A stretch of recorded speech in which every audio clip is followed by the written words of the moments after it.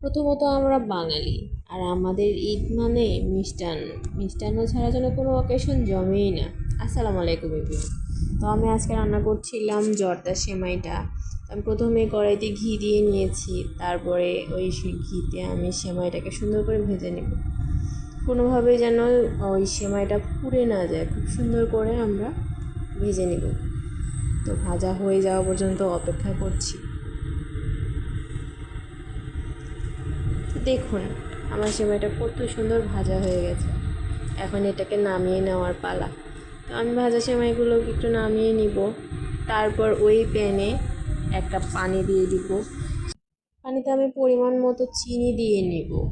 আপনি যতটুকু মিষ্টি পছন্দ করেন সেই লেভেলেই চিনিটা দিবেন। আর তার মধ্যে আমি 2টো তেজপাতা, একটু দারচিনি দিয়েছি জাস্ট একটু স্মেলের জন্য, আর একটু কালারটা সুন্দর করার জন্য ফুড কালার ইউজ করেছিলাম। তো চিনিটা গলে যাওয়া পর্যন্ত একটু ওয়েট করি। তার মধ্যে আমি কিছুটা কিশমিশও দিয়ে নিলাম, এতে টেস্টের একটা ব্যাপার থাকে।